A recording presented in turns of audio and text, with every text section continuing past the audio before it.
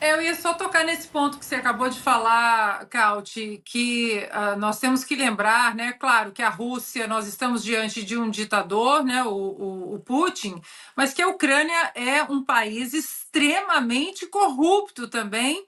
Lembrando que houve um caso de corrupção muito famoso de uma empresa de energia, né, de gás, e a Burisma, na Ucrânia, essa empresa, ela contratou ninguém mais, ninguém menos do que o filho de Joe Biden, que na época era vice-presidente do Obama, contratou o Hunter Biden, sim, aquele mesmo, drogado, com a história do computador, do laptop, o mesmo. Contratou o Hunter Biden com um salário de US$ 80 mil por mês para fazer parte da diretoria da Burisma, lá na Ucrânia.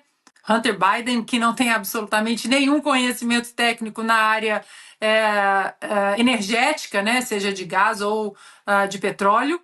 E você encontra facilmente na internet, vi um vídeo do então, quando ainda, né, a cabeça estava em ordem, do vice-presidente Joe Biden, dizendo que quando um promotor começou a investigar esse caso de corrupção na Burisma, que envolvia o nome do filho dele, Hunter Biden, que ele fez pressão para que esse promotor fosse demitido, senão os fundos do então governo Obama-Biden, mais de US$ 1 milhão não seriam emprestados para o governo da Ucrânia. Lembrando depois também que o próprio impeachment do então presidente Donald Trump, no primeiro mandato, seguiu com os democratas por causa de um telefonema do Donald Trump para o presidente da Ucrânia. Depois também falaram sobre o conluio de Donald Trump com a Ucrânia, com a Rússia, o conluio.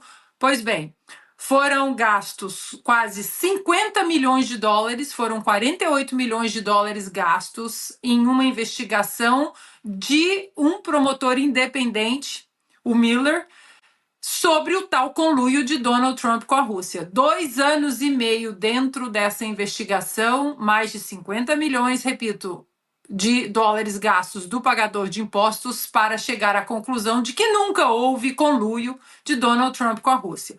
Portanto, nós temos que olhar o contexto todo dessa guerra. Vladimir Putin é um ditador, mas também Zelensky é um fantoche do globalismo e de todos esses tweets que nós mostramos do Macron, da Alemanha, tudo muito bonito, colocando a bandeirinha da Ucrânia ali.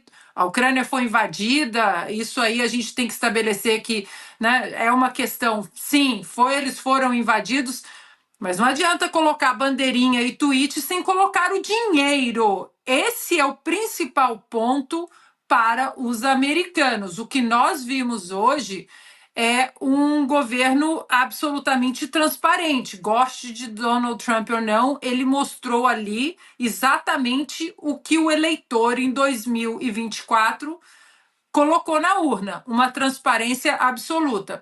Eu estava vendo alguns especialistas aqui antes do Oeste Sem Filtro dizendo que exatamente o que o Alexandre disse. A portas fechadas, esse tipo de embate é muito normal, mas que não há nenhuma situação na história dos Estados Unidos que mostre que isso tenha acontecido assim, ao vivo, em cores, para todo mundo.